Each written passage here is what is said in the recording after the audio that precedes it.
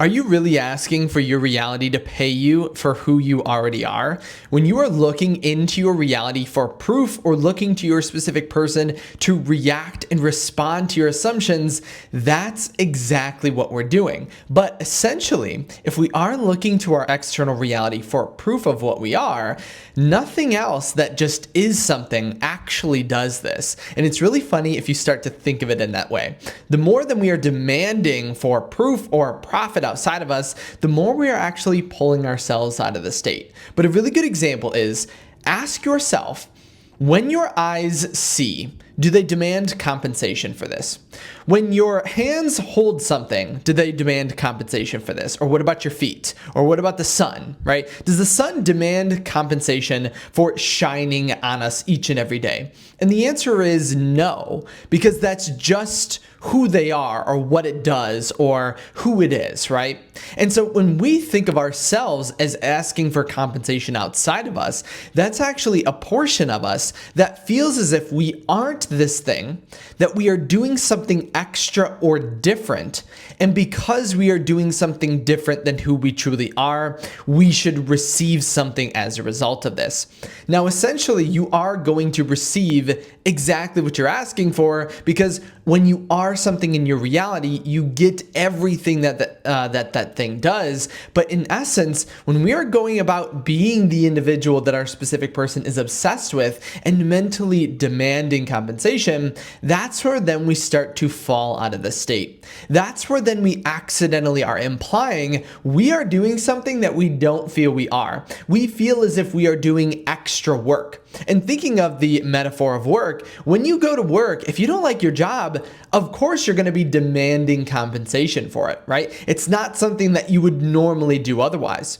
But when you're helping a friend out, or when you're doing something you love, when you're watching your favorite movie, you do not demand compensation because that's just who you are. And so if we can relate this to our manifestation of our specific person, and remember, by being the person, you should not need the compensation for it. Now, of course, as you be this person and as you act as the individual your specific person is obsessed with, you're going to see that, but your eyes don't demand compensation for seeing, and your feet do not demand compensation for walking. So if we're not meant to demand what we want in our reality, or at least ask for compensation, because essentially we are demanding or asking for what we want through the state, instead, what we're going to do is embody. So instead, you want to embody the state of the individual that already has what they desire. You just want to be and ask yourself, if I'm this person, what is something that I automatically do? Being in this state, what is something that I just act out without even thinking about it? If I were feet and I would just walk, or I were eyes and I would just see, or I was your nose and I could just smell,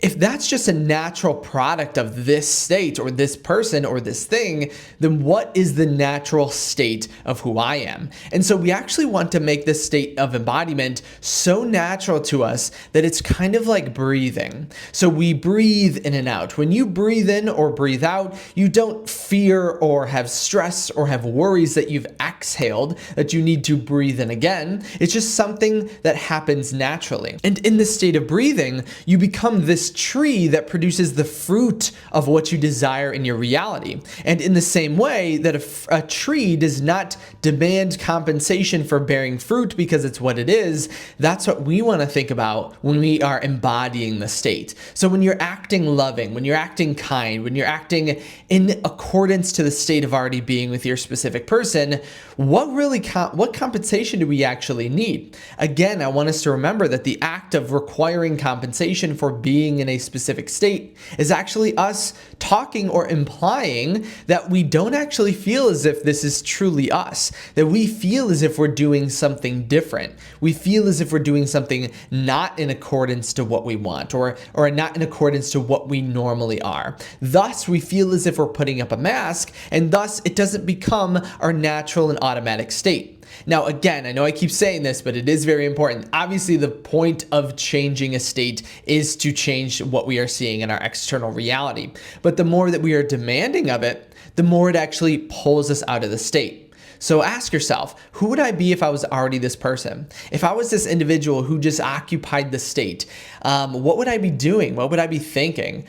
Do I need compensation for acting and being who I actually am? Do I actually need proof of what I desire or what I am being in my external reality if that's exactly who I am? How often do you truly need compensation for things that you already are, like your name or where you live or anything of that nature? You would say you don't, right? You just are those things. If you are this individual, that's just who you're going to be outside of you. So instead of thinking of the state as something unnatural or something that you are kind of putting on or covering up, you want to almost put it on like a very well-worn coat. Like your favorite coat. You just put it on, it's easy, it's automatic, you don't demand compensation for wearing this coat, you just wear it because that's the most comfortable state that you are in.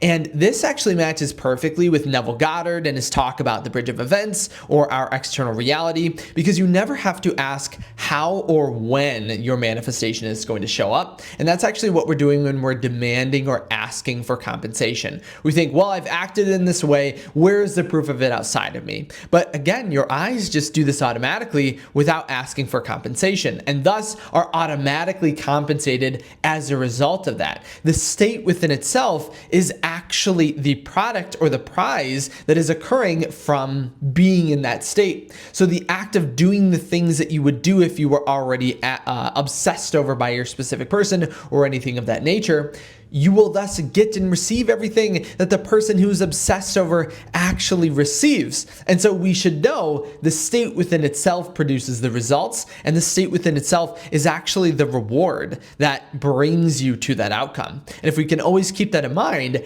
everything is going to be easy.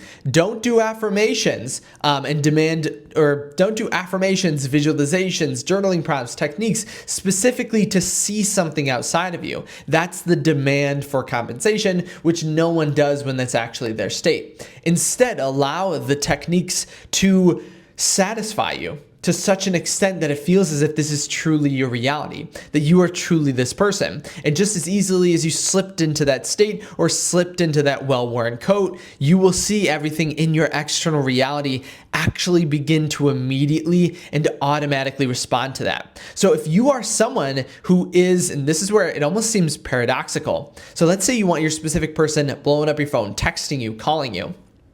If you act and embody the state of the individual that is obsessed over or called all the time, remember, you can't technically look for proof of that in your reality or demand compensation, if you will, because the version of you that receives it is already receiving all of those things. Now, of course, you will see your reality change as a product, but always remember, it's of our own state and of our own nature that caused that change and not the demand for compensation. So again, ask yourself, what other things that are in a state or are a specific thing that demand compensation for doing what is natural to them, right? Your eyes, your nose, your ears, your taste buds, your feet, your hands, your arms, your legs, nothing demands compensation because it's just what it is. So don't demand compensation in your reality, just be that individual. And in the same way, you're rewarded and acting out the naturalness of that state, you will be rewarded with everything that that state actually